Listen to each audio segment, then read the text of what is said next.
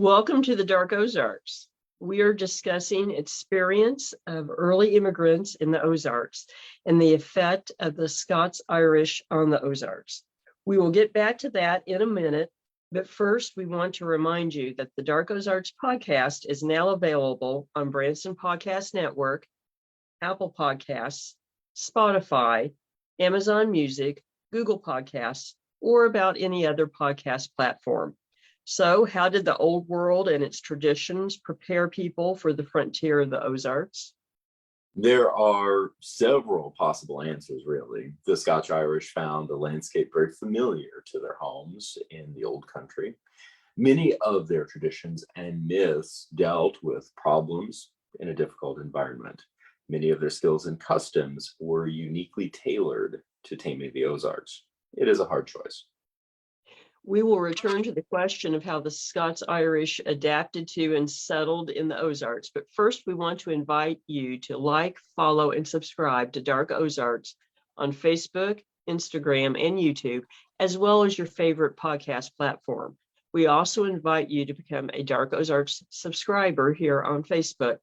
On the Dark Ozarks Facebook page, click subscribe, have your login information ready, and join Dark Ozarks behind the scenes for only $4.99 a month. Your $4.99 per month subscription allows you to come with us on paranormal investigations, deep dive research, and topics too controversial for public view. The next 100 subscribers will be entered in a drawing for a free Dark Ozarks t-shirt and an exclusive signed first-run copy of the book Dark Ozarks, The Spooklight. Subscribe today to be entered in the drawing. And now you can get Dark Ozarks t-shirts for sale at darkozarks.com and paranormalsciencelab.com. We encourage you to check out Always Buying Books in Joplin, Missouri, in person and online on Facebook and at the website alwaysbuyingbooks.com for all your reading needs, including a large section on the paranormal, history, and more. Not to mention, the building is haunted. Tell Bob and Elise that we sent you. We also want to thank Beard Engine Brewing Company in Alba, Missouri. Beard Engine Brewing is the only English-style brewery in Missouri and has been twice named Missouri's best brewery by the Missouri Brewers Association. Great beer and great food in a historical building with a noir past. And yes, their building is also haunted. Tell Nate and Tiff that we sent you. So I'll just get people mad right off the bat. Scotch-Irish. What? Not Scots-Irish? If you say it fast, no one will know the difference anyway. Exactly. We'll just breeze right over that. But I have on occasion been taken to task on social media for a couple of articles on State of the Ozarks that use the term Scotch-Irish.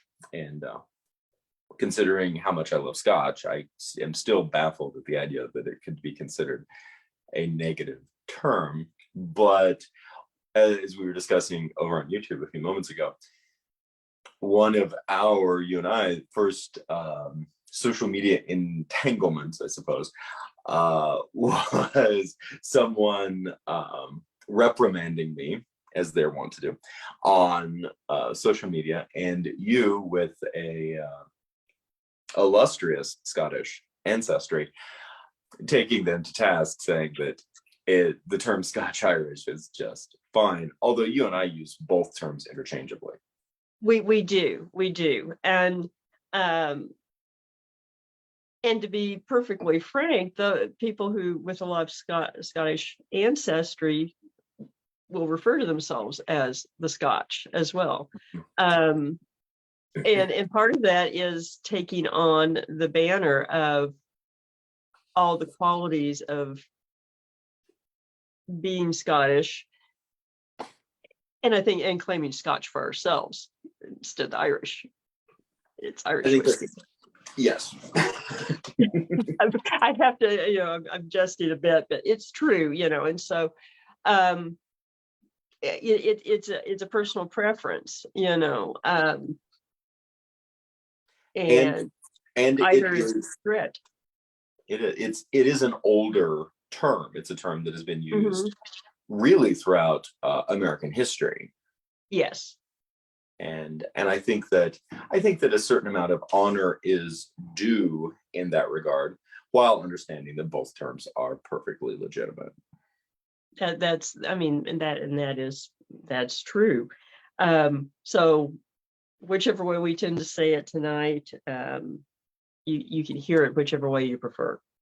Absolutely. After the online social media arguments that have occurred, I've almost trained myself not to say Scotch Irish, but I think I'm just going to be a recalcitrant Celt and belligerently say Scotch Irish, just to irritate people for the duration of the episode, perhaps. And now I'm assuming I'm doing so with your blessing as someone with great Scottish ancestry. Oh, certainly. And I that said, to my knowledge, I don't actually have Scottish ancestry, although I have very, very strong Celtic ancestry in my Welsh and some Irish lineage. There you go. Well, just, go back far enough, we're all the same people. Well, this is true, but some people groups share a certain characteristics and traits, which might not be a bad place to start with this. That's true. And the Celts, well, just for clarification, to prove that I actually do know what I'm talking about, the Celtic diaspora, of course, the Celts moved into what we know as Celtic nations in around 700 BC. And they were the semi-nomadic horse peoples from what we think of now as far Eastern Europe and the steppes of Eastern Europe, not to be confused with some of the other groups in far Eastern Europe, but they built up empire is not the right word, but civilization north of the Alps. And the Romans and the Greeks were very familiar with the Celts, mostly in commercial trading, sometimes in war, and occasionally running away screaming when they attempted to sack Delphi. Rome. Yeah, and also Rome. And Julius Caesar instigated a dramatic and incredibly bloody war against the Celts in continental Europe, mostly for PR. Well, defended himself politically, but basically. Yes, and so some things don't change, but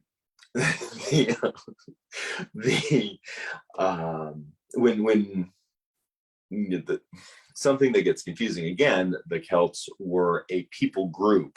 They were not a unified nation or empire. They were disparate groups of clans, of tribes, each with their own names, each with a similar language group, but their own dialects, etc., and their own ways of looking at the people group was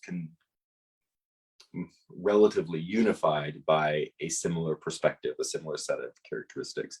And after the devastating wars with Rome, we see the remnants, quote unquote, of the Celts really pushed to the far western regions of their comparatively new, and by new meaning 1,000 years, homeland of Northern Europe, into what we now recognize as Great Britain and the United Kingdom.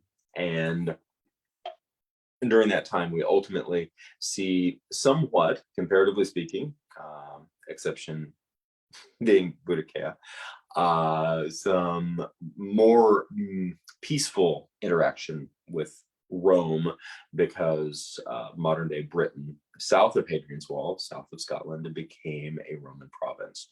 And that did figure heavily into the Romano Britons, which we now recognize largely as the Welsh. And well, I may have some Italian back there. You never know. A long way back there. Long way back there. But in that regard, we now have a recognized Celtic diaspora that includes, but is not limited to, Wales, Cornwall, Scotland, Ireland, to some degree, the Isle of Man, to some degree, of course, Breton, Yeah. and northern or northwestern Spain. And all of those peoples do share a common ancient cultural heritage. And for a variety of reasons, those were also peoples who were ambitious to cross the Atlantic and help found, in many cases, what we now recognize as the United States. Yes. And in fact, apart from English, once you start getting English settlement, those groups were the second largest group of settlers. Very much so. And as we'll discuss tonight, had dramatic reasons to be leaving England. And my Welsh forebears arrived in North Carolina in 1725. Your Scottish forebears arrived a bit earlier than that. Yeah, 1640s and then 1660s for some of them, and ended up landing in New Amsterdam, or later became New York, Massachusetts. Then some ended up going more south through the Carolinas and into Appalachia. And then others ended up coming the northern route through Ohio and over. So, yes. So now we've established the Scots, we've established the Irish, we've discussed the Welsh. We haven't gotten to Cornish pixies yet, or Cornish pasties, and we better not confuse those two. It's not a good not a good thing to confuse. But now we have the issue of the Scotch Irish. Yes, and I think a lot of people will have a misconception that Scotch Irish just means that your background is a mixture of Irish and Scots, and it's not quite that simple. Very much not. Of course, it goes back to King James I, and I love this era. I'm probably glad that I'm not in this era, because I would have died of dysentery or something, or just got on the wrong side of the king. I would have gotten on the wrong side of somebody and been strung up by my toes. But I do love the overlapping of the foundings of Ulster and the Ulster Plantation, which is a difficult time in history, much like everything else that we talk about in the Dark Ozarks. There are no easy answers, and the interactions, the hundreds and hundreds of years, the generations of conflict that occur between England and Ireland, England and Scotland. Basically, your aristocratic Norman invaders with their castles and their Roman grid systems and their French language, which we have partially inherited. And then our Celtic peoples, it was bound to create conflict, and still does. But it's under King James I, early 1600s, Northern Ireland, the originally 9 and now recognized 6 counties of Northern Ireland that were becoming particularly troublesome in the early 1600s. Really troublesome to the king. Trouble, yes. And of course, I think that the trouble, of course, had been brewing for a bit in terms of the interrelationship, and of course, Queen Elizabeth, who I'm a huge fan of, did not have positive thoughts about Catholic Ireland. No. Well, of course, a lot of that had to do with the Catholic portion and her own circumstances, which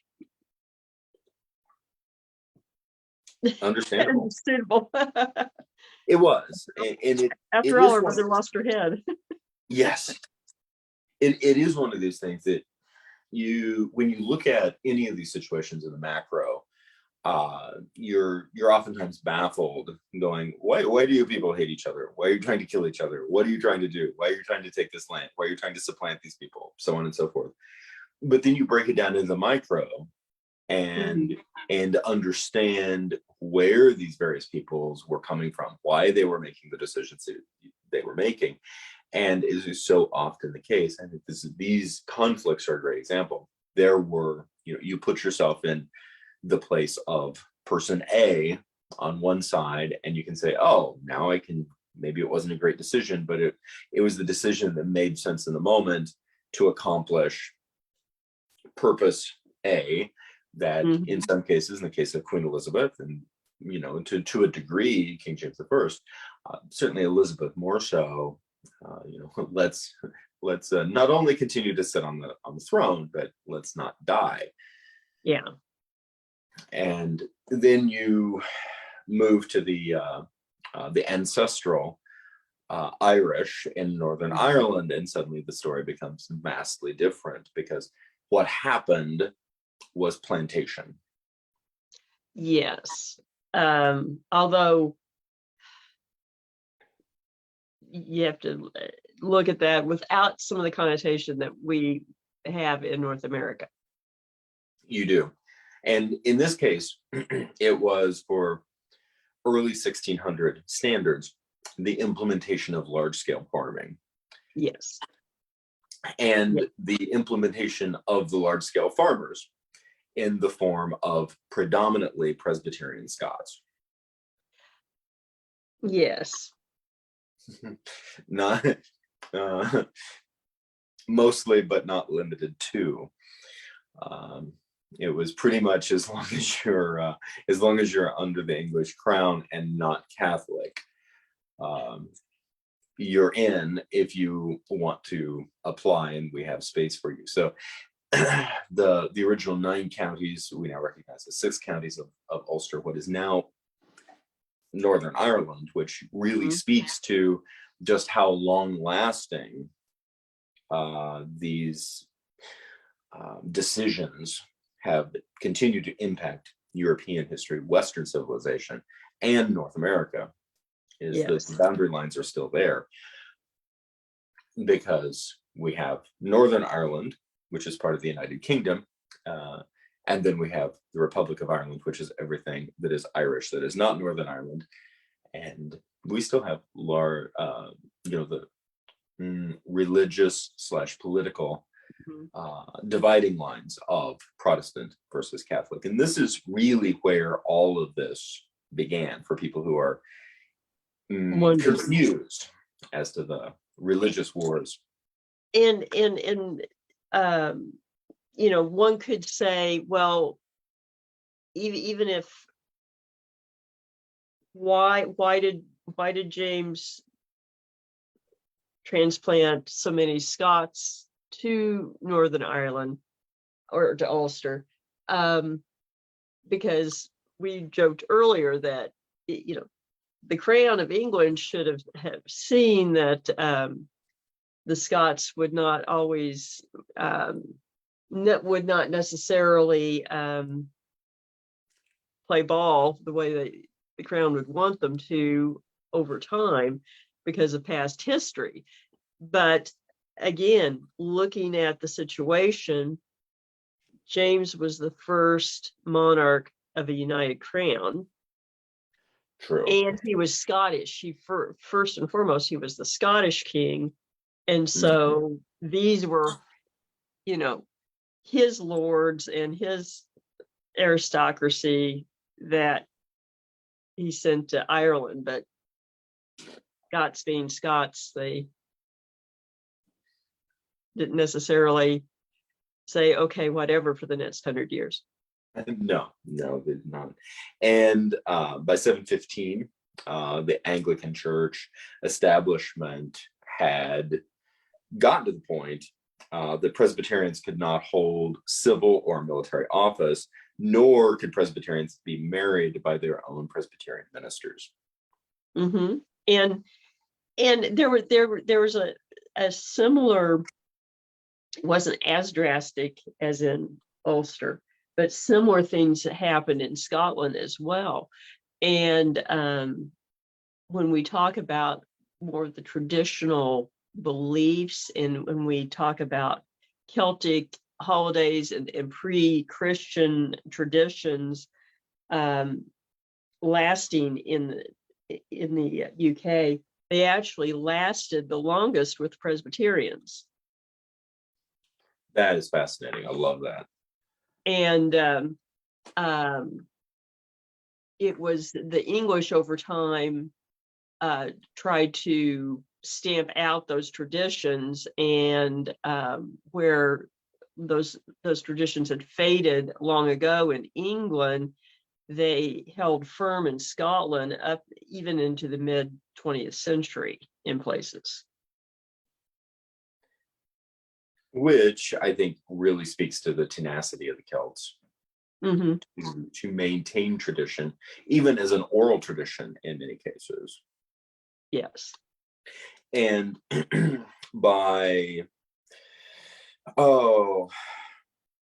really by the mid 1700s, the Northern Ireland plantation Presbyterians they had extremely limited capacity to export their goods. And, right. Or we're talking about a pretty dramatic agricultural settlement, high quality linens, woolen manufacture. We're talking raising flax. We're talking about sheep. We're talking about a lot of produce, and of course, agricultural products that were the lifeblood of the plantation, which is, interestingly enough, what they were founded for. Mm-hmm. And suddenly, for a variety of reasons, a variety of complex and interesting trade agreement reasons, being stripped of their market, and at the same time having their market continually controlled by the British Crown. Mm-hmm. And so now that we've established how the Scotch Irish came to be, and it's interesting because at the time, the Scots were certainly not fond of the Irish. The Irish despised the Scots as supplanters of their ancestral land. And yet we've created this group. That said, there was certainly, as has always been, because there's been multiple attempts by England to do this to Ireland. Northern the establishment of the Ulster plantation was not the first. An earlier quote unquote invasion took place, predominantly centered around Dublin, not long after the Norman invasion, I believe in the 1100s. I believe so. And in that case, and it's one of the reasons why these long 1,000-year-old Irish dynasties often have Norman English last names. Mm-hmm. But I find it fascinating and pretty epic, really, because the invaders come along, they establish the fortifications, the Pale. For people who are interested in the term beyond the Pale was a palisade that surrounded a comparatively small portion of Ireland, encircling Dublin, and the idea that the Celtic barbarians were beyond the fence being called the Pale, and that term has continued to be passed down as an English colloquialism. But those establishing French or Franco-English, the Norman knights and the cavalry that came over and brought civilization it wasn't long before they had intermarried with the ancestral Irish and became more Irish than the Irish, and were soon fighting the English all over again. Yes. Yes, and that just tended to happen. It did over and over and over, and we definitely see that with Ulster Plantation. Because the Irish people were not removed from plantation; they were removed from their lands. Right. They were not removed from the space itself, and just diving into that for a moment, I really think that this also speaks to the mindset that many of these people brought with them when they came to North America. And for the record, 80 to 50 to 20 years later, was galvanizing them in their hatred against the British when they joined the American Revolution and helped create the United States. Yes. That the extraordinary indignity of essentially having a far off crown remove you against your will from your ancestral lands, and you watch as people you don't know, in many cases speaking a language that you don't particularly appreciate, right, come in and take your property. And then over time, those that came in, then some of them ended up resenting the crown as well, and very quickly, actually, about 100 years. And there was, of course, cross-pollination, not only of ideas but of ancestries, that your ancestral Irish in Ulster in many cases were leaders, were Irish aristocracy, were individuals of leadership and power, and suddenly they had been not only removed from their lands, but suddenly transformed to second-class servants.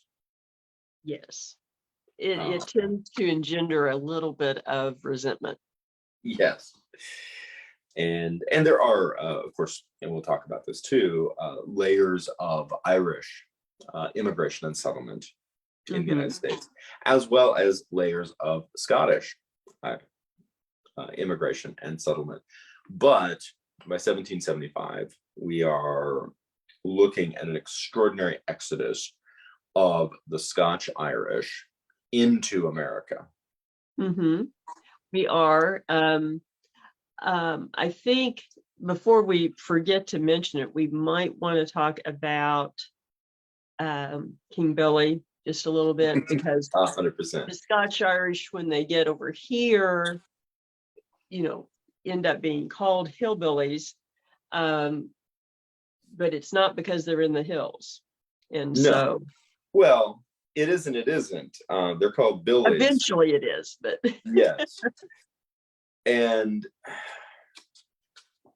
I really love this, and it really speaks to the fact that we use our language, we use terms, we use colloquialisms without really having any idea where they come from. That happens an awful lot. And the term hillbilly is one of those. We'll be talking a lot about that tonight. And of course, there's a consistent conflict as to whether the term hillbilly is an epithet, whether it's derogatory, whether it's flattering. I, for the record, do consider myself to be one, and I am not remotely offended if somebody were to call me that. And I find the gimmick and the shtick of 20th century tourism to be extraordinarily fun. I think it is. It is an interesting and extraordinary part of our local history, our regional culture, and it has to be accepted as such. That it simply is. And you can be dismayed by it, but as a general rule, being offended by something really doesn't help much. No, and in fact, being amused by it really goes back to the character of the Scotch Irish anyway, of being economical in their language and a little salty and understated, dry wit. Very. Call me hillbilly if you want, but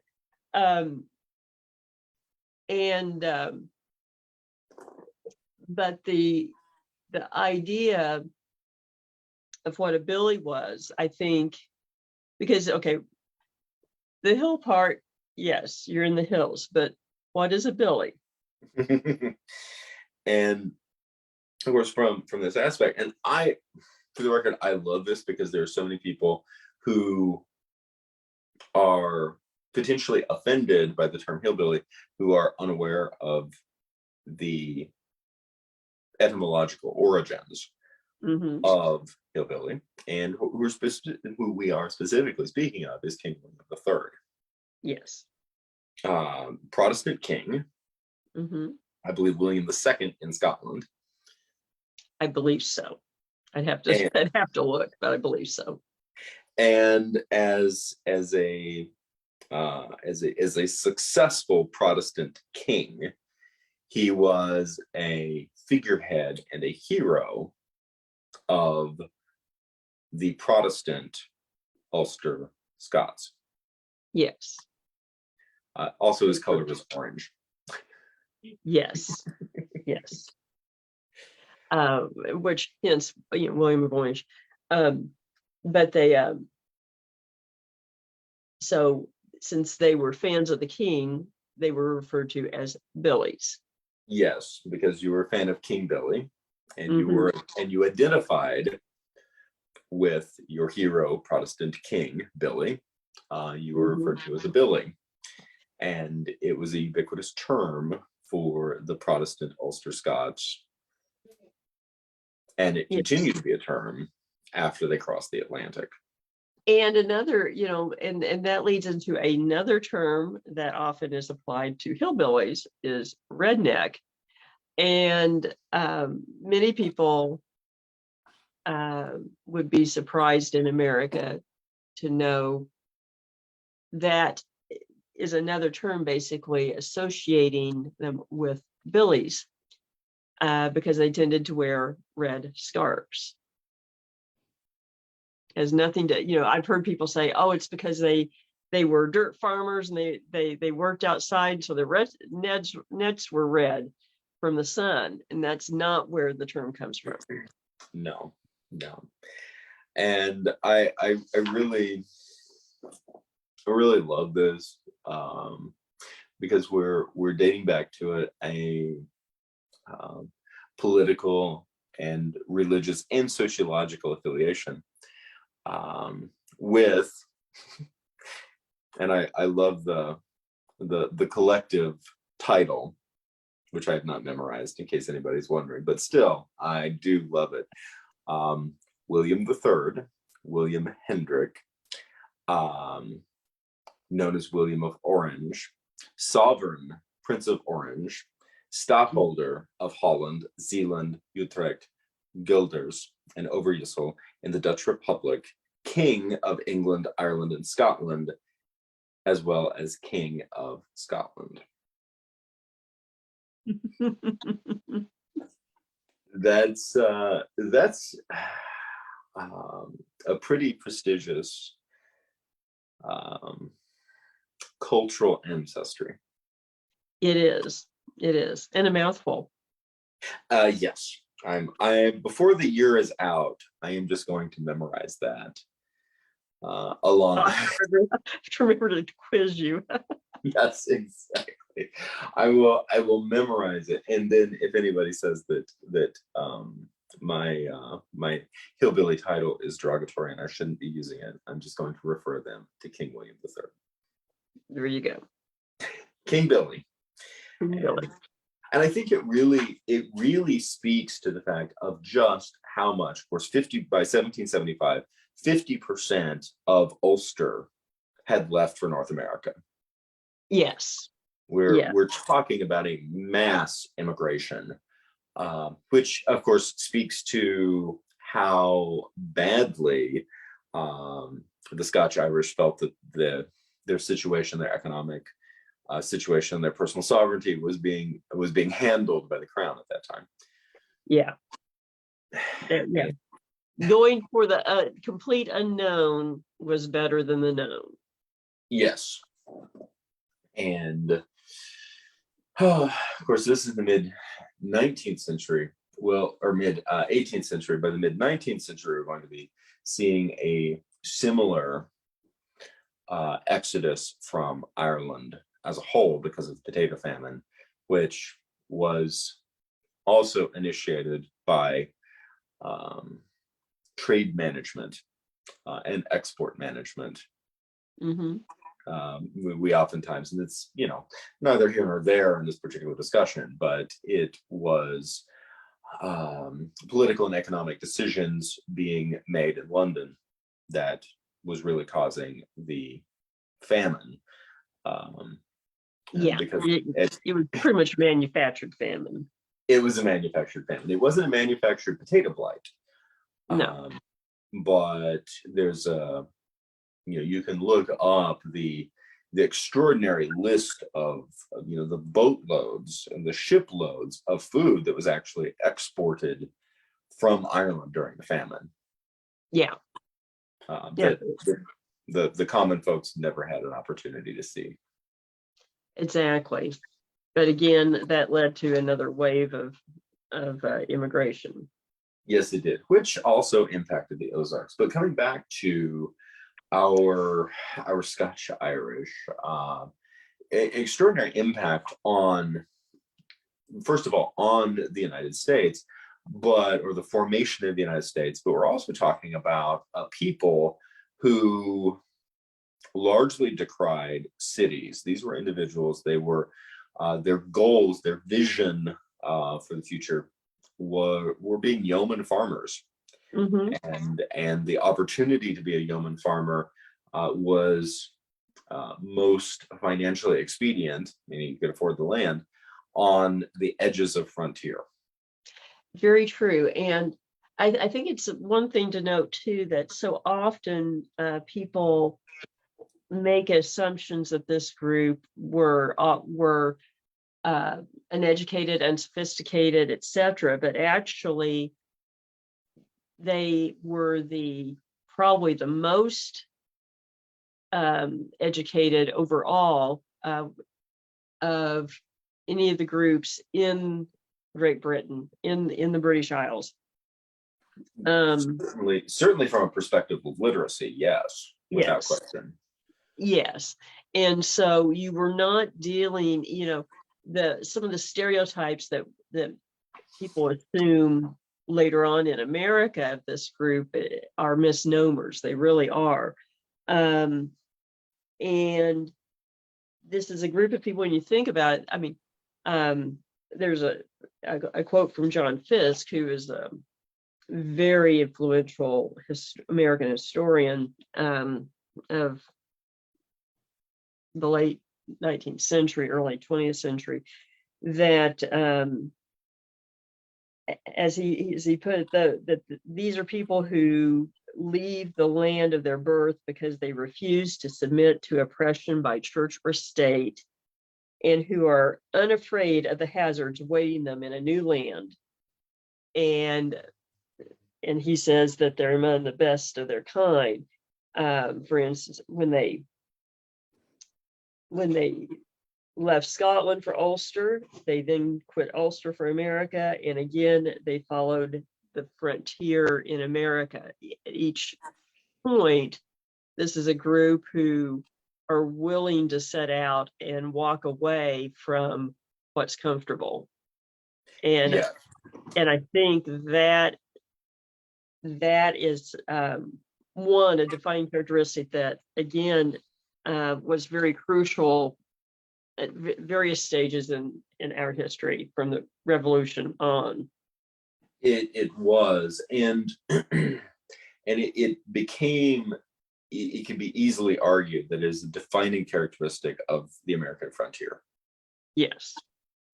I mean, it is the genesis of the idea of American individualism. It is. It is. And they had plenty of reasons to form arguments against authoritarianism. Yes. Yes. Firsthand arguments. And retold over generations. Yes, and we're talking about the Celts. We're talking about an individual. It's really an extraordinary combination or convergence, because something that is characteristic in the Celts is, first of all, ancestral memory. Mm-hmm. The original Celts were, and you could argue that to a degree, the traditions of American settlement and frontier through the Scotch Irish are the hints of a Celtic empire. It's sort of an interesting way of putting it, but yeah. And my thought on this is that in the 2,000 years ago, the Celts had this extraordinary vision for really not only for just the dynamics of life, but also an extraordinary vision in terms of metaphysics, in terms of individuality, in terms of sovereignty, personal sovereignty, these sorts of things.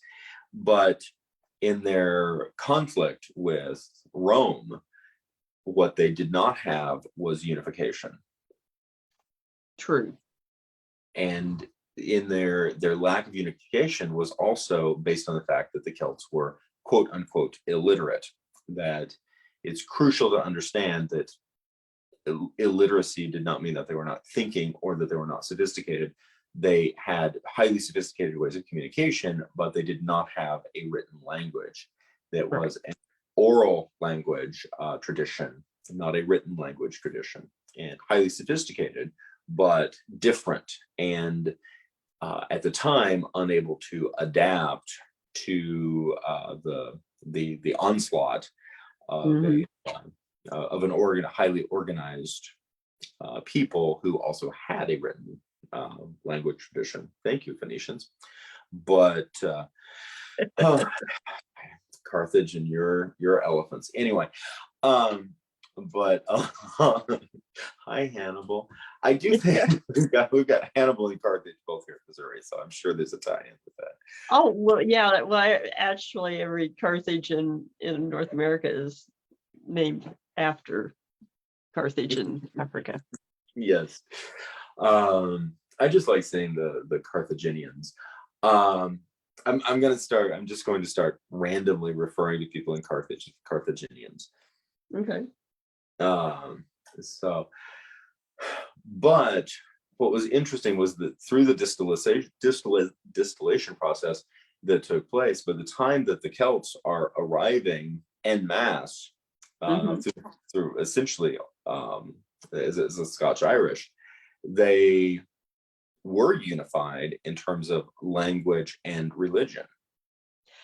That's true. That is true. And it could be argued that they built empire in North America. Oh, I think that's very, very true. I mean,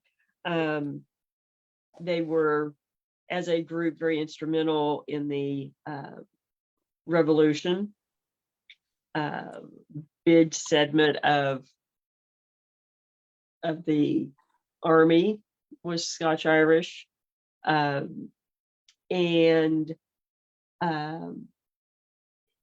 they retained that sense of independence, but adherence to the cause of independence through the Constitution, etc., over time, even as many migrated west and south.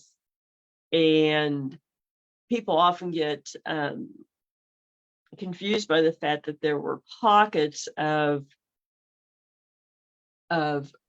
federal or union supporters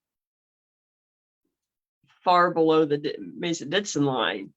And that happened here in Missouri, happened other places as well. And it's the Scotch Irish who, although their personality as a people pretty much defined honor culture in the South, they were still adherents to the federal government. Right. And that's there's very interesting dualities at work throughout this entire process that I find really, really fascinating.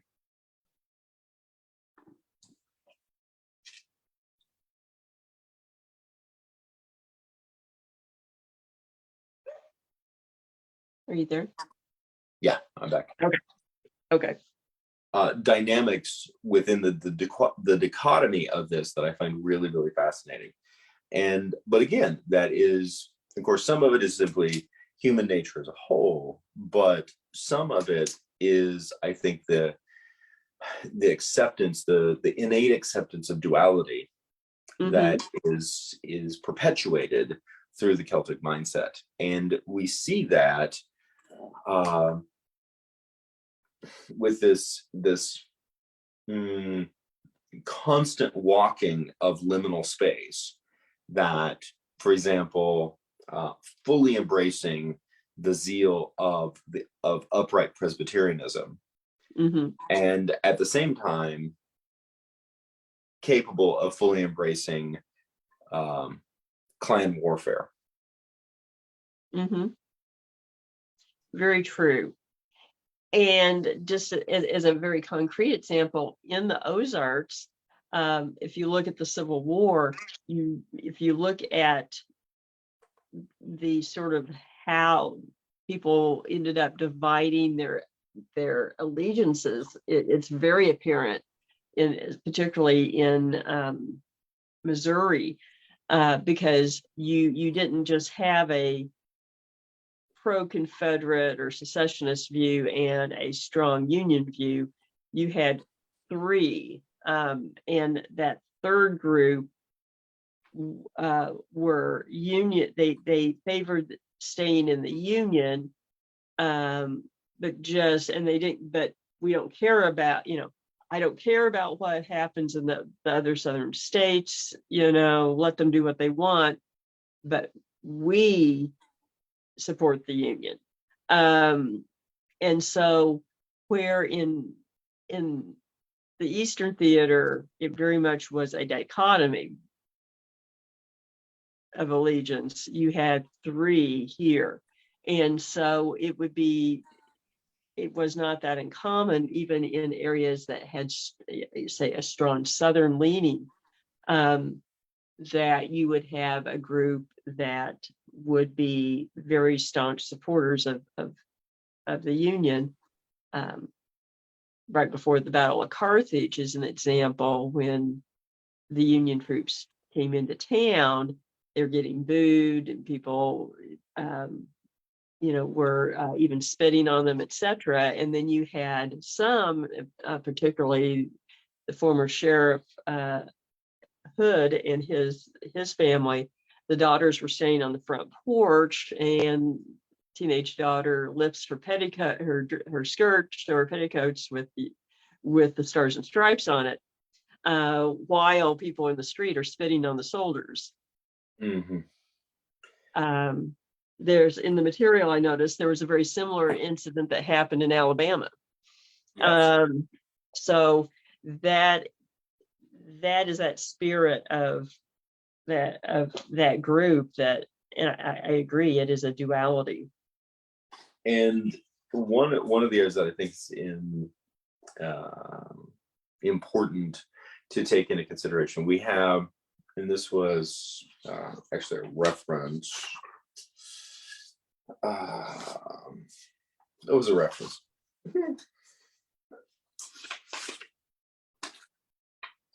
I guess I will note that that's not to say that all Scots Irish ended up being Union supporters, by no means, but right, and we see various aspects, and coming back to the beginnings of Ulster Plantation, even the preliminary moments during the reign of Queen Elizabeth, that you look at it in macro and these things don't make sense. You look at it in micro and you can begin to understand what was going on. Great article about this subject by Fred de Armand, published in White River Valley Historical Quarterly. But it really makes an interesting point, talking about how, for example, in Pennsylvania, the Scotch-Irish population intermingled heavily with the Quakers and the German settlers. That then also that farther south, and I'm going to quote for a minute so that if you get mad, you can get mad at Fred back in 1971 and not at me. It's on page 7 of our notes, but farther south, quote, in Virginia and the Carolinas, they crossed the path of the English Cavalier type and the bond servant element that formed the nucleus of what came to be known as the poor white trash of the South. There was bred into the Southern Highlanders a certain shiftlessness foreign to the nature of the Ulster immigrants. Perhaps here we have an explanation of why some hill farmers will still splash through the same mud hole from road to barn lot for 40 years when a wagon load of their abundant rock crop would bridge it permanently. End quote. And I think it's important to bring this into discussion because we've established that there's an illustrious ancestry to the name Hillbilly in terms of its historical and cultural significance and lineage. At the same time, a lot of the reasons that the term hillbilly is regarded as derogatory, is considered offensive, is because it has certain cultural connotations by some people. And what I just read is in direct reference to the negative connotations. Yes. And I think you really can't have the discussion about hillbillies without facing those issues as a whole, and looking at them contextually. No, I agree.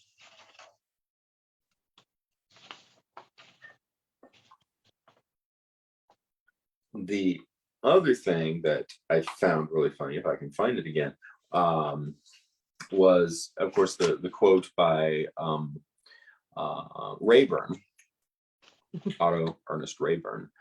Yeah. And, I think he is the one who first, noting the negative connotations associated with the term hillbilly, coined the term hill folk, and said that we'd rather be called hill folk.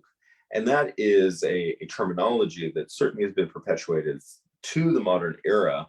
And it's one that you certainly see in more rarefied circles, as opposed to those of just commonplace everyday folks here in the hills. That's true. And I was just sitting here thinking, I was remembering an instance of someone using that term a few years ago, and in context, it was almost jolting because it's like, what?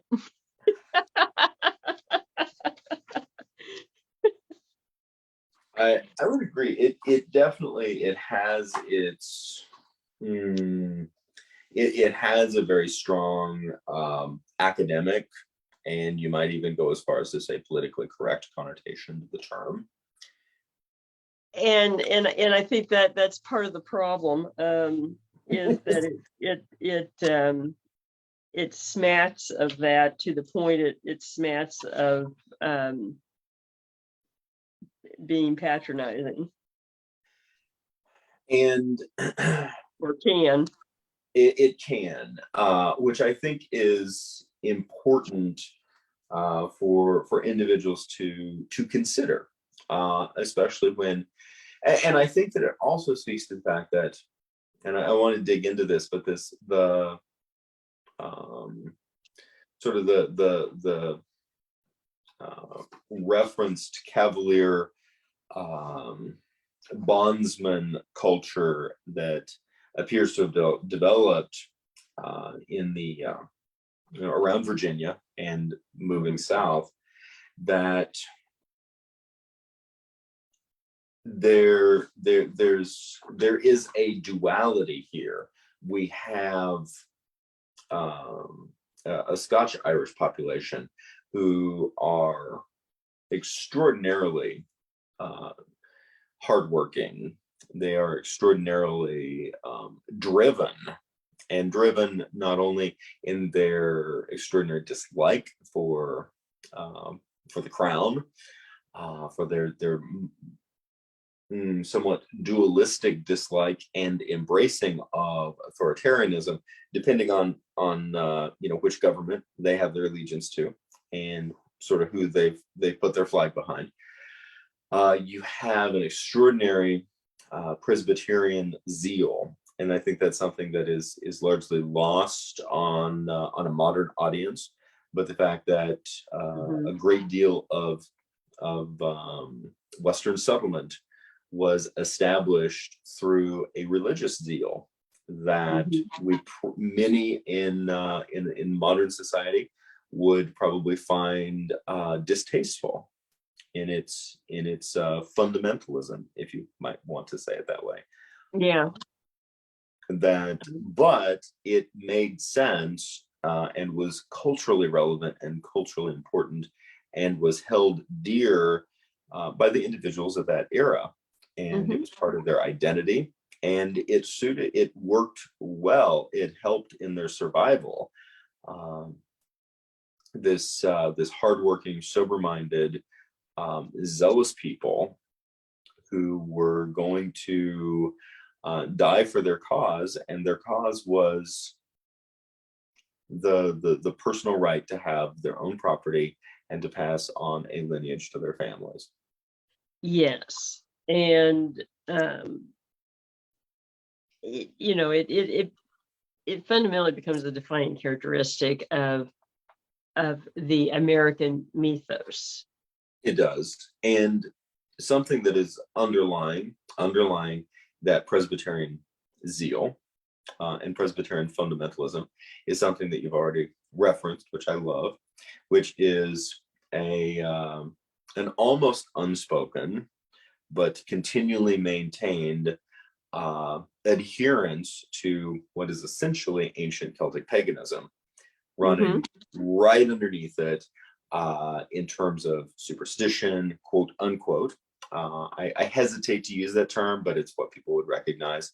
But it is a belief structure in the metaphysical realm in terms of how the world works. And it is noted particularly in peak threshold moments, birth, death, marriage, the key points in the season, these types of things. And we would recognize them as old wives' tales, which is I think a very condescending term, because you are talking about the remnants, the oral tradition remnants, and the ancestral lineage and the ancestral memory of a great mythology, a great belief structure in the metaphysical realm. And that's nothing to demean as just those silly backwards people. It really forms the backbone of what we think of as sort of spooky Ozarks culture, and it's very powerful. Well, and it people can think of it this way. It is really just the flip side of when people say, here you plant in this sign, you do this, you do that, which people still do without much question. Yes. Even if intellectually they say, I don't know that this amounts to anything as far as the superstition goes, but or will rationalize, well, it became a superstition because it tends to work season after season. Yes. But I know a lot of people who plant by the sun and plant by the moon signs, and I've planted by the moon signs. Oh yeah, I mean, that's how I was raised. Wouldn't think otherwise. My mother and grandmothers wouldn't have thought otherwise. And so people look at things like that and say, okay. And then the flip side of that thinking, some people go, oh no, that's, you shouldn't do that, or whatever, or poo-poo it. It is, and again, I think that there's to some degree the logical inconsistency, or the accepted dichotomy is part human nature. Human beings are complex people, regardless of our ancestry and our lineage. We do things that contradict the things that we say, or the belief structures that we have. But to me, there's a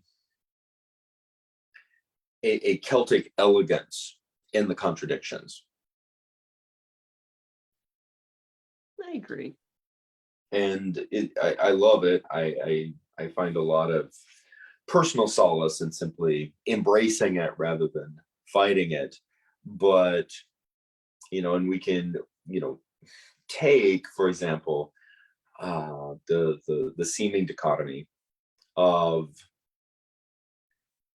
the planting of churches, the peacefulness of churches, the goal of establishing a peaceful countryside, a peaceful, God-fearing land, and the same time that a great deal of our American battles were won by the Scotch Irish with long rifles.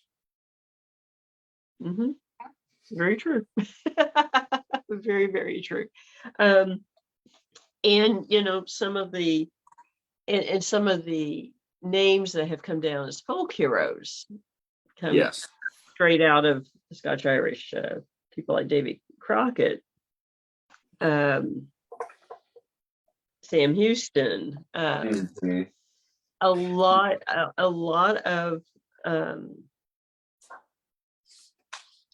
of what we view as what is a folk hero or a anti-hero really comes out of that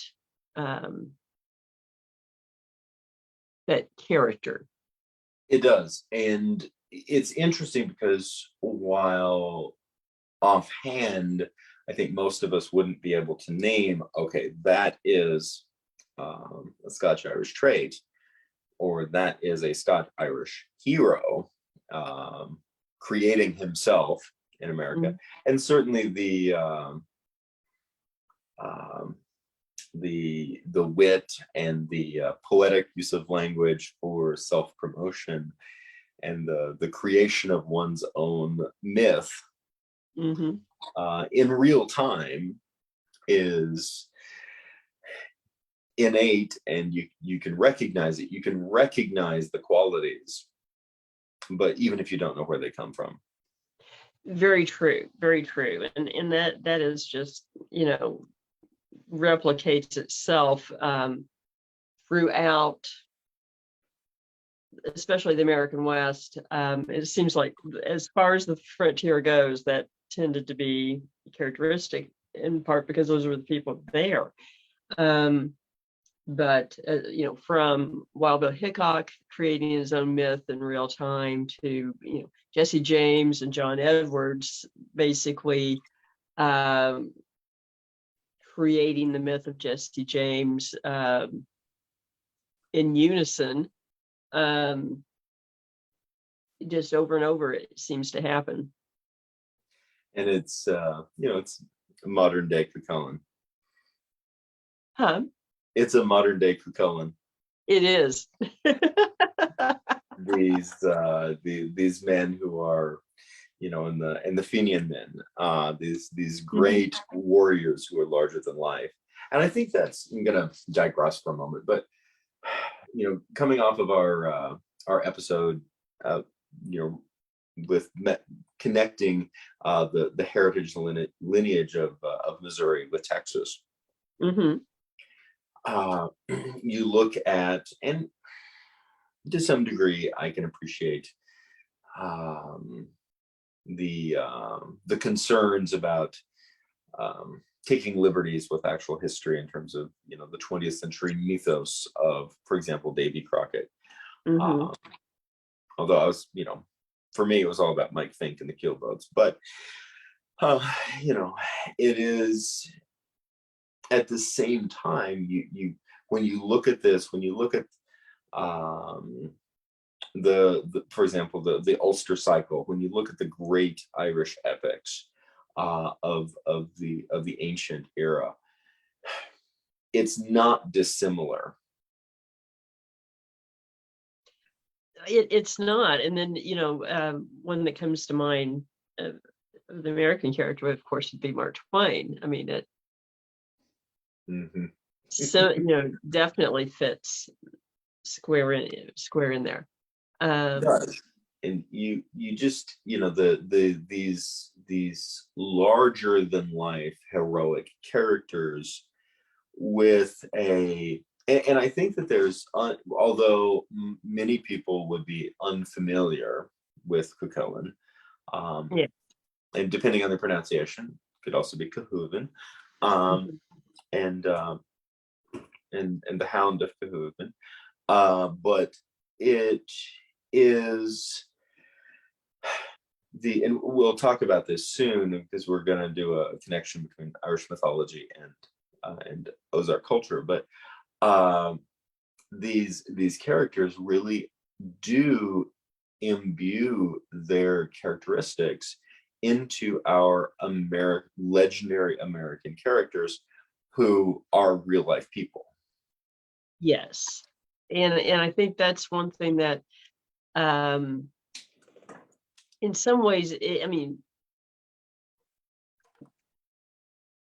I want to say is more unique in the North American context, is that these bigger than life characters are real people and not that long ago. Not that long ago at all. In the larger scope of time and space, it's just been a minute or two. Exactly. We're not talking about, are we talking about a character that may or may not have been real 1,000 years ago or thousands of years ago that came down in oral tradition? We're talking 100 to 200 years. Yes, individuals that in some cases you can go visit their actual burial sites. You have works that they have written. We have letters. Living descendants often.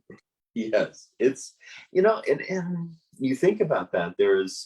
I think it's very easy to overlook the cultural importance of that mythos and realize how special it is that we're actually not that far from it. We're not far removed from it. That's very true. I mean, sometimes we discuss the fact that being such a young nation, we haven't had time to wrestle with certain things as much as Europe has, and so they're a little more at ease with certain things than we are. On the other hand, those heroes, even the real life ones, often are much further removed. And in terms of heroic lineage, of course, many of the individuals well, I was going to say of the upper aristocracy, but that's not the case, because we had such a high, comparatively speaking, such a high literacy rate of individuals, of settlers. It was not uncommon for individuals to be reading Ovid, to be reading Metamorphoses, reading, being very, very well versed in Greek classics, and Roman classics, or and I, that one of our great, great or infamous or both, heroes of Scotch Irish descent is Andrew Jackson. Yes. And it was just under a year ago that I got to walk into the foyer of the Hermitage. Yeah. And suddenly be greeted. Now, for the record, I honestly was expecting more of and I love the Hermitage. I highly recommend anybody who's in the Nashville area to visit the Hermitage. But I was expecting something colonial and stately. Mm-hmm. And I walk into the great foyer, and granted, the wallpaper was hand painted in France, and its floor to ceiling and no two panels are alike because it is a mural. Mm-hmm. But I was taken aback because it is the Epic of Telemachus. And in all fairness, let's call it for what it is, in all fairness, in Marvel comic book color glory, I walked away from the mansion, the Hermitage Mansion, going, if Andy Jackson had been born today, he would have been the biggest Marvel fan that you could possibly have imagined. And probably for the better that he was born when he was, because we had Telemachus on the walls, rather than a former president's mansion that you walk in and have floor to ceiling murals of Iron Man. Because that was what it reminded me of. For the record, I loved it, but it was, I honestly, I was just expecting the somber gravitas of, colonial colors and stylings and that sort of thing. And instead I got, and talk about duality. I mean, this is the president who, livestock, walked freely through the White House when he was there. So, duality is definitely part of that character. It is. And, I swear when the White House was renovated in the Truman administration, that they probably picked some cheese out of something. I'm sure they did. I'm sure they did. 1,000-pound block of cheese for the public. Served in the White House when Andrew Jackson was inaugurated. And that, people's president. And it really speaks to the again, many of those qualities of the Scotch Irish and, Ulster Protestants, coming back to things that will be very familiar. And this is definitely an association with Arkansas, but it's also, you can cross it right over into Missouri. Ulster Protestants included several Christian denominations that are commonplace today: Church of Christ, Presbyterian, Baptist, and Methodist. Mm-hmm. And the traditions, the Ulster traditions,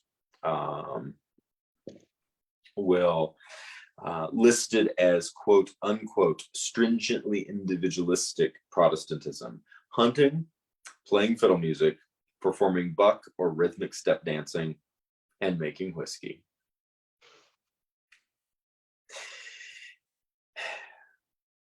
You basically summed up the Ozarks right there. Mm-hmm. and the complex dichotomy and the complex conflict that is innate even within those seemingly unified traditions. Yes, and that's, it's just part of why they ended up really being at home here. Yeah, and we're dealing with peoples who, and I would say that so many of the Celtic peoples,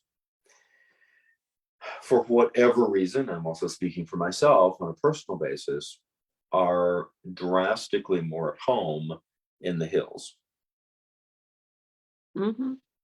We're not peoples who are intrinsically drawn to wide open plains. I think this reason that the Celts moved into into the northern Alp regions in approximately 772 BC, from the great grassland steppes of Eastern Europe. They were on their way through the grasslands. They weren't comfortable there, and they kept going until they had hills and hollers, even if those hills and hollers were at the time in Austria. Exactly.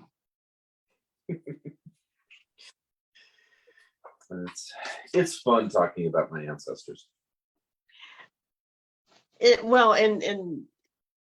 on kind of that note too, let's talk a little bit about as you said earlier, the spooky side of it, which I think comes out in this. For instance, magic. Ozark folk magic really goes back to those roots, as well as some Native American and German Native American. And it, to me, I think it is very fascinating because you see these influences. You see the influences of the European influences. You see the rise of what would be classified as innately American folk magic or folk magic practices. Hoodoo in particular comes to mind as having strong influences elsewhere, but really coming into its own specific practice in North America. And that in some cases you see a fusion, you see a hybridization of practice. In some cases you see the practices existing within close proximity but separately. Yes. And I find that really, personally fascinating. But and this also heavily influences quote unquote stereotypes, but has an exceptionally rich heritage tradition that dates back millennia. And whether it is an association with Cherokee or Osage or other tribal group practices, or whether it is dating back to England, or whether it's dating back to Celtic Britain, or whether it's dating back to Germany, when we're looking at these practices and where their ancestral line goes back to, it is pre-Christian. It is quote unquote European paganism, ancient and original European paganism, not a reconstituted 20th century structure. And right. And that so mixing pop culture here, one of the elements that you can't talk about hillbillies without, from pop culture, without talking about Paul Henning and the Beverly Hillbillies and Granny Clampett. And I think that there's an easy post-suburban contemporary displacement of culture that takes place because a lot of our very traditional hillbilly Ozarks gets relegated to really being dismissed or being regarded as a pop culture derogatory trope, when in reality it's a signpost. Granted, it could be a somewhat gimmicky signpost or a little over the top in terms of its broad characterization for theater slash screen slash TV, but it is pointing to ancient traditions. It is pointing to heritage that we relegate, compartmentalize, and or dismiss at our own loss. And it also places us in a unique situation because our larger politically correct culture is constantly saying that we need to deeply respect traditions, we need to deeply respect people groups, etc. Well, the truth is that as difficult as it might be for us to wrap our modern heads around, Granny Clampett's Midnight Moonlight Newt Hunt from 1969 is a signpost to ancient pre-Christian paganism in the hills. It is. It's exactly what it is. And some people might be surprised at something that they do a few things that are a part of this tradition without thinking about it. Which ones come to mind? That's what I wanted. So spilt salt. I know in the reference material they talk about leading to quarrels, but I know my grandmother's both spilt salt meant that you were going to lose money or have bad fortune in business. And if you spilt salt, you threw it over your shoulder. And that was to protect you from evil spirit. Yes. It's, and some of these are so recognizable that they are dismissed as tropes. And horseshoes over the doorway, that being dominant. But not only the iron to quote unquote prevent witches, but also to ward against the fae. Yes. And you can do horseshoes. I've also seen iron door knockers to serve the same purpose. If you ever, if anyone wonders why someone might have a metal iron door knocker of some sort, I've got one that's a bird, which is horseshoe as well. So it's doubly safe, I guess. But those are things that people just think, oh, it's for luck, but they don't know why it's for luck, but that's why. Right. And I think that it's fair to say that most anything that we place under the umbrella of good luck, a charm, or a superstition has an ancient lineage to it that is going to date back to typically really only one of three, in three directions, either Native American tradition, African tradition, or pre-Christian pagan Europe. Yeah, very true, very true. One in the material that was mentioned that made me think of one of my grandmothers was that a black button in your path, you don't want to pick it up because it's someone could be cursing, trying to put a curse on you, which I guess hexes is another part of this. Anytime a button was on the floor, if a button on the floor, you didn't pick it up, you just swept it up with the broom and pan and threw it away. Mm, And I hadn't thought about that in a long time until I read this. So and my traditions that I grew up with, of course, salt. Salt being one of them.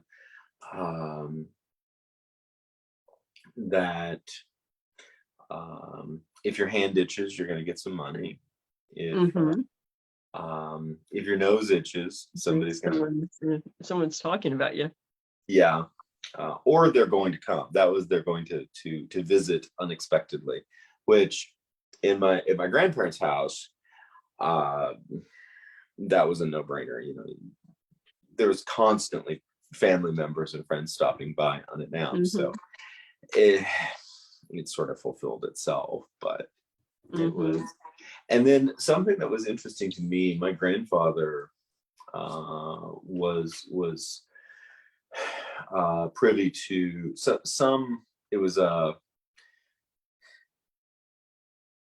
extended or associated family that had a very strong Native American ancestry, and they had a tradition that really confused my grandpa.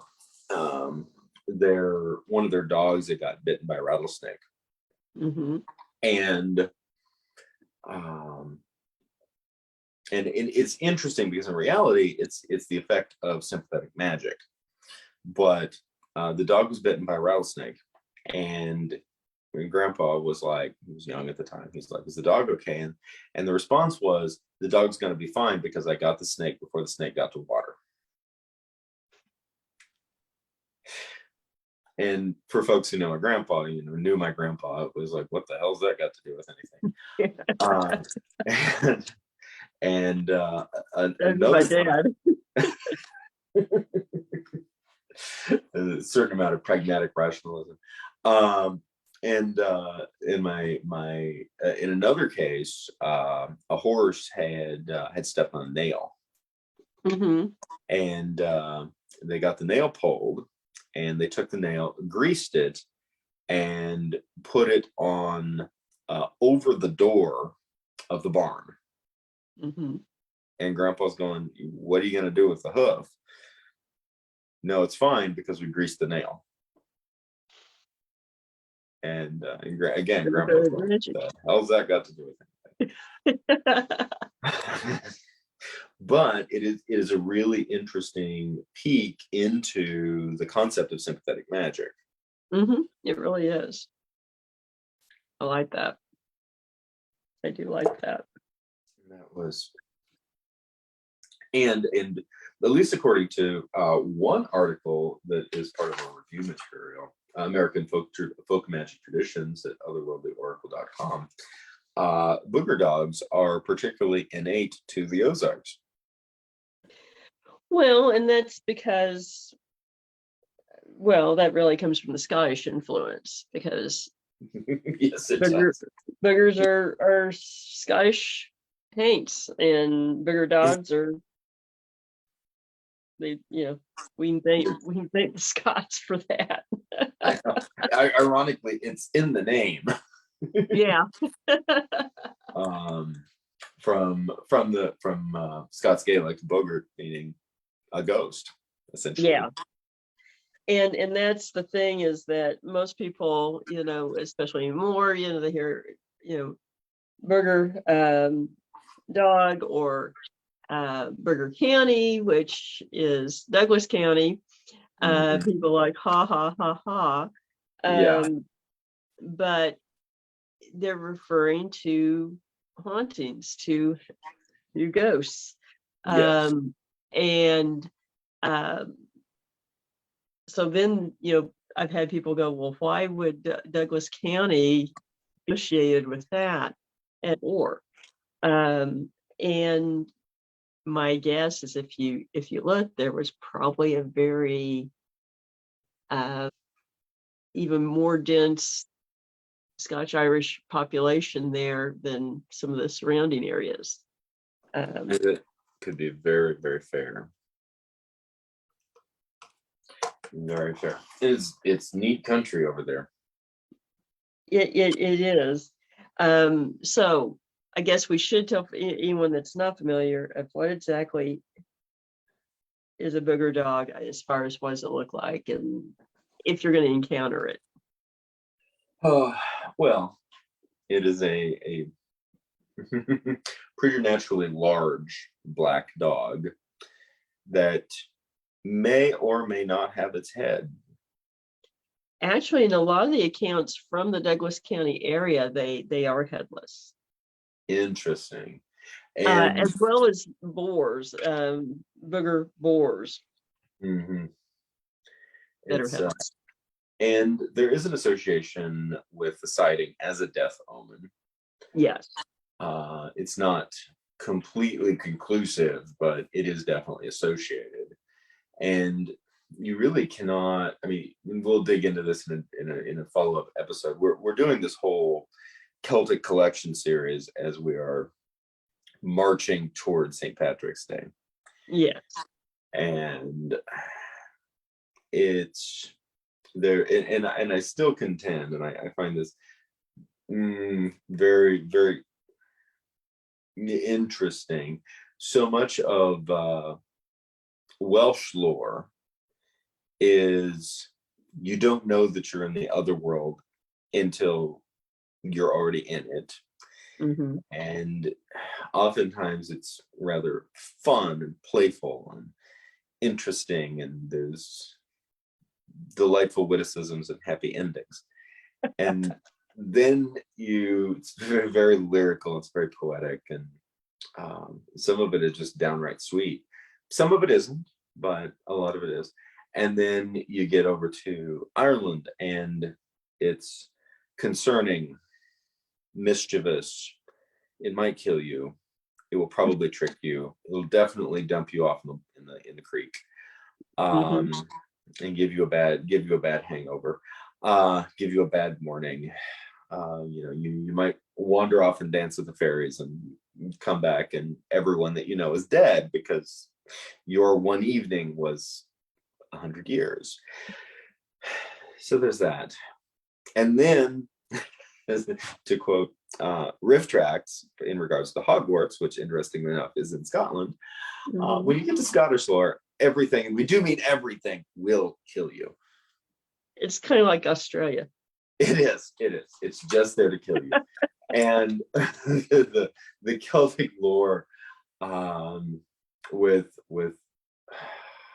Scotland in so many cases is not lyrical. It is not mischievous. It is dark and it is deadly. And the booger dog is one of those in the sense, and in haunting in the sense that it's not going to kill you, but you having seen it means you will die. That's right. It doesn't have to kill you. No, it doesn't. And I guess we can tell the Civil War story from Douglas County. Yes. That and there's versions of it that is a booger dog, and there's versions of it that it is a phantom booger hog, a wild boar. But the story goes that soldiers are in camp. They know there's going to be a skirmish the next day, and one of the soldiers sees a booger dog. And so he's convinced, and during the war, the death omen usually meant if you saw it the night before battle, that you would die in the battle, not just that you were going to die very quickly or very soon. And so the man's terrified that he's going to die the next day.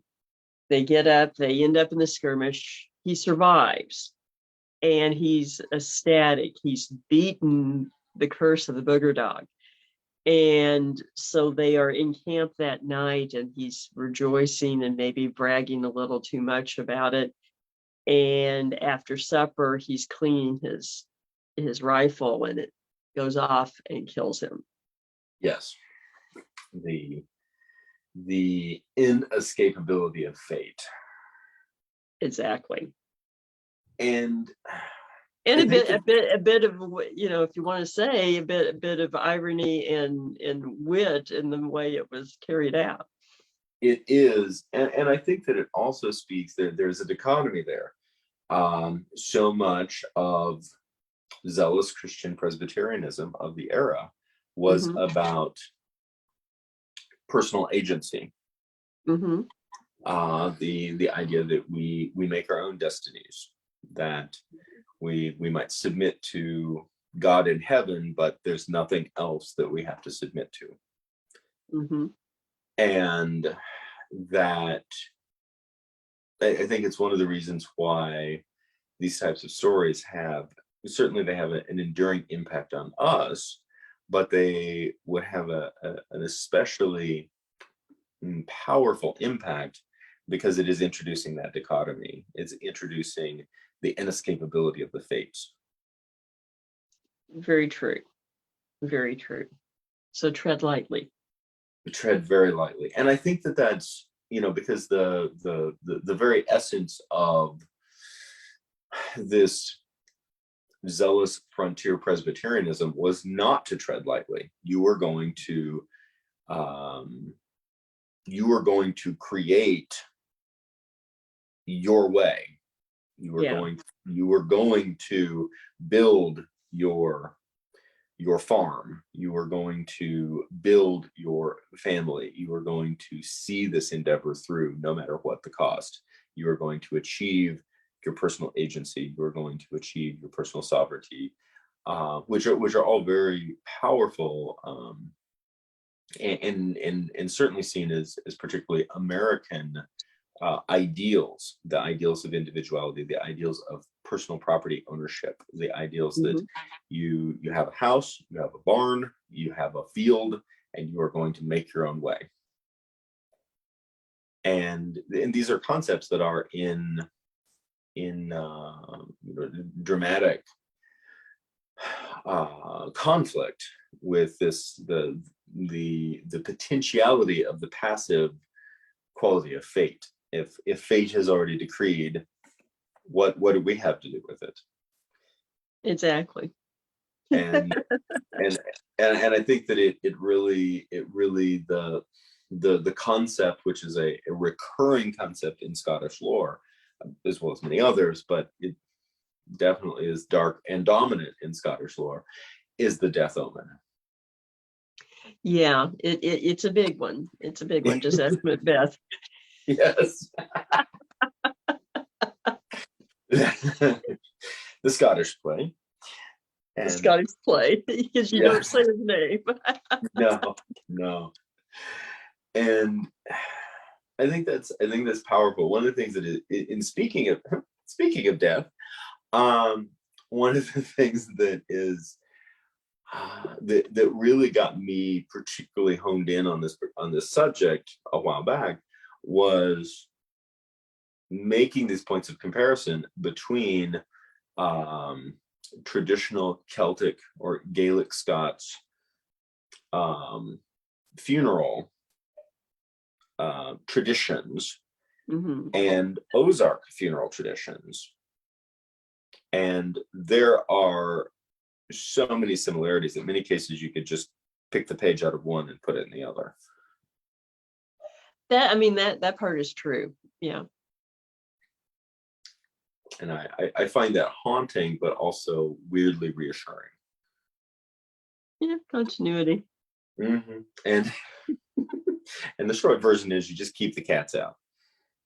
Yeah.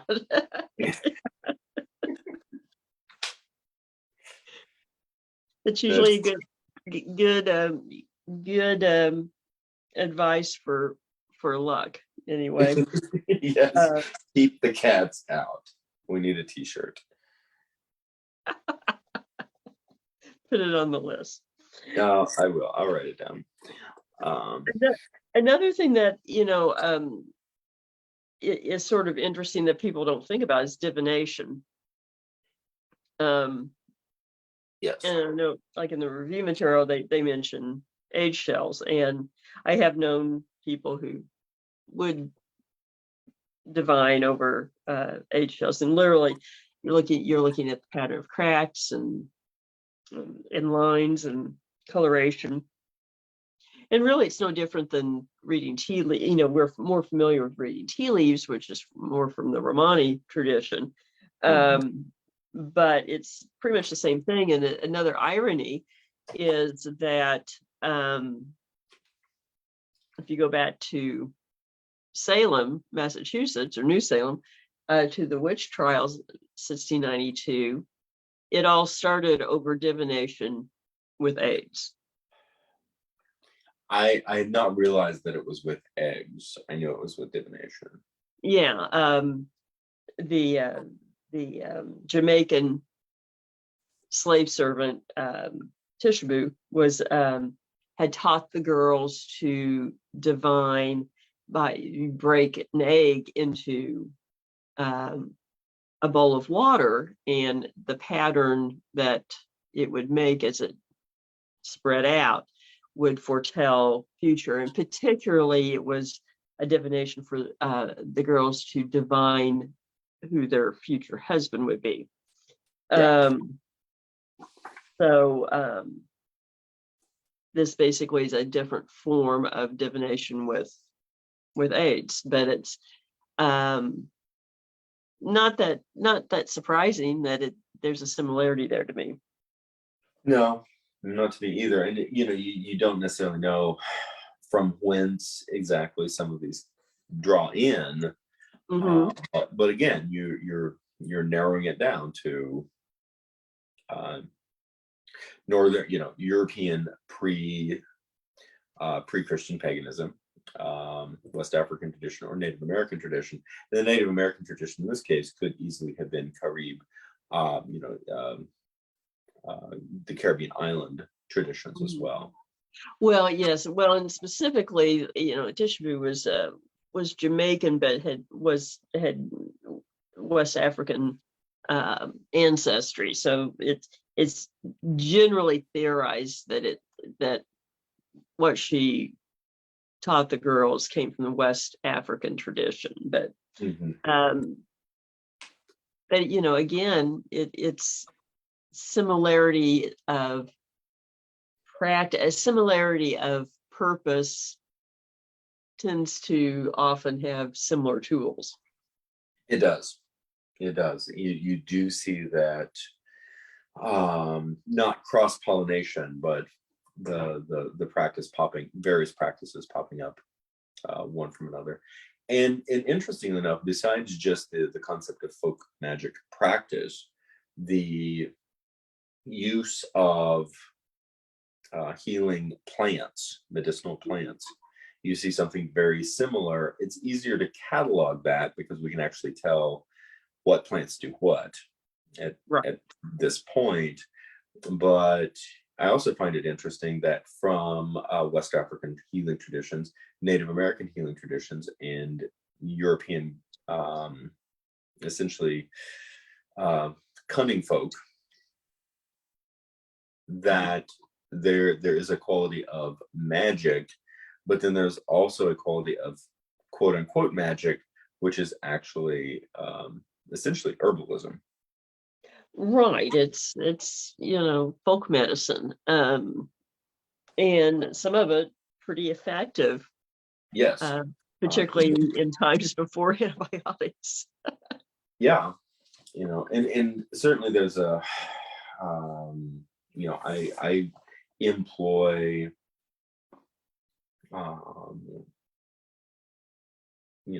herbalistic tradition on a regular basis myself, and to a certain degree grew up, if not with the specific traditions, grew up with the ethic,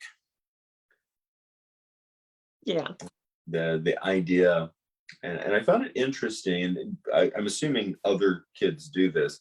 My older sister and I, on a regular basis, would pretend to make folk medicines out of various plants on a regular basis, and we found it incredibly interesting and fun, and we were playing.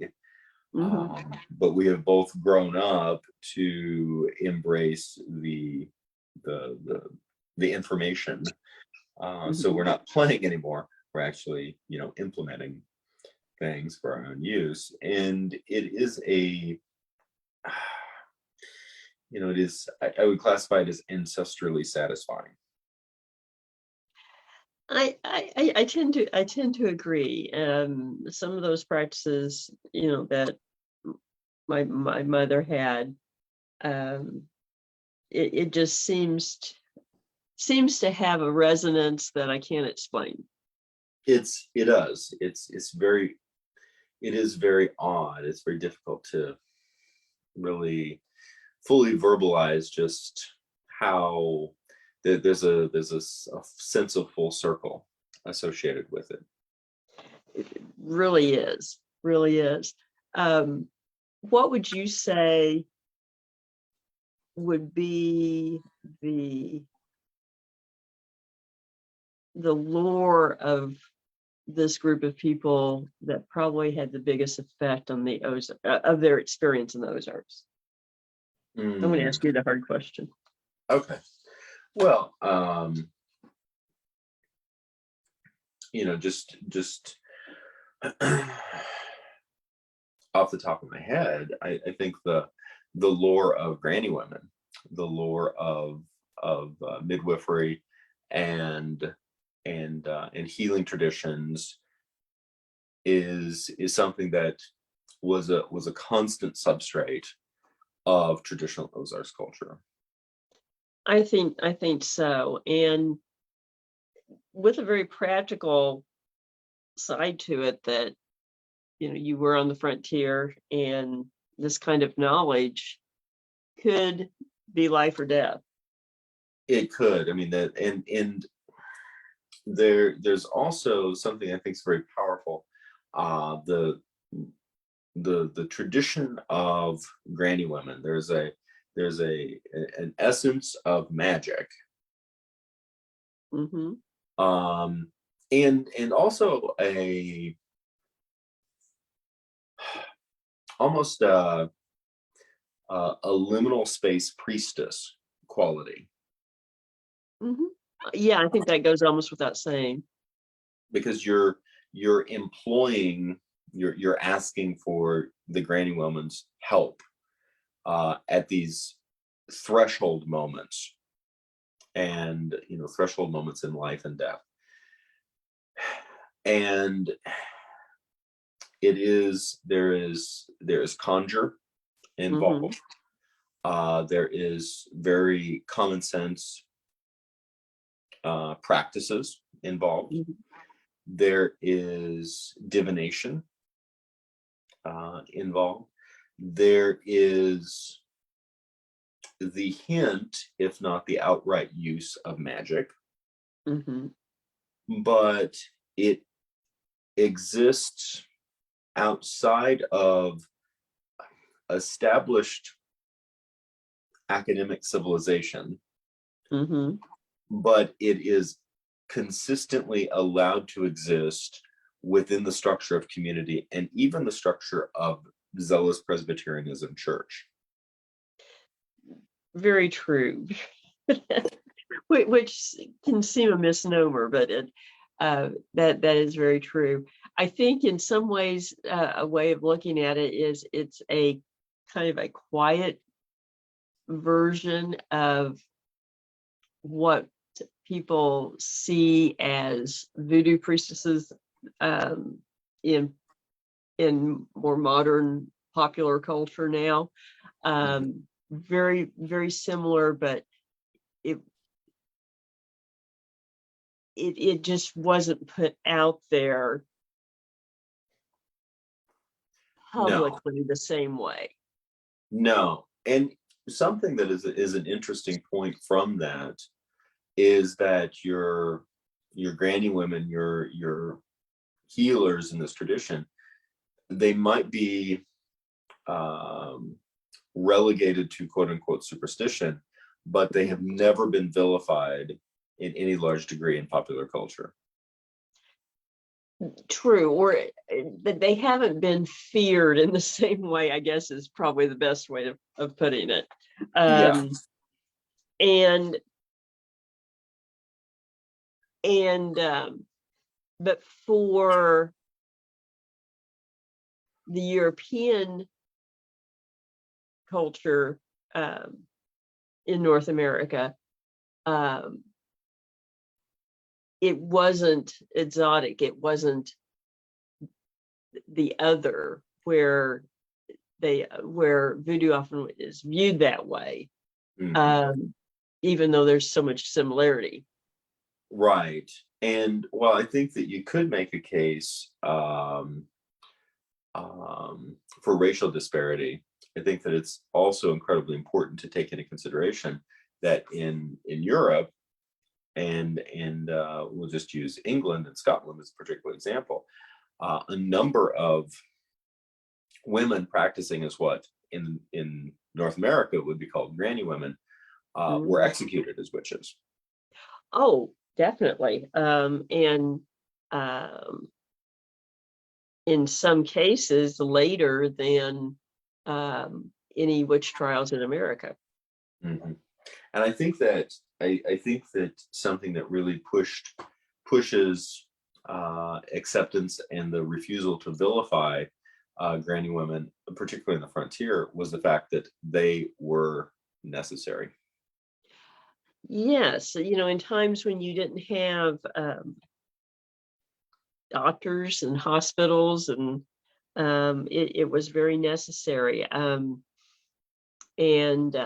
often you would have a central location where you would meet that granny woman. It wouldn't necessarily be like going to her cabin even. I mean, it was a very community sanctioned practice. And one that, the practice did not die out in the 20th century because of vilification. It died out because of a transition to modern medicine. Yes, and it still persists in pockets. It does, and I think that's powerful and something not to be overlooked. I agree. That might be a nice ending spot for tonight. I think that's fair. Don't forget to check out upcoming events and merchandise at darkozarks.com and paranormalsciencelab.com. Thank you again to Always Buying Books and Beard Engine Brewing Company for helping to bring the Dark Ozarks to everyone. On the next episode, we're going to be discussing trickster lore, and in some cases, trickster lore unique to the Ozarks. Catch the Dark Ozarks podcast on Branson Podcast Network, Apple Podcasts, Spotify, Amazon Music, Google Podcasts, or about any other podcast platform. Thank you, everyone. And remember, there are no easy answers in the Dark Ozarks.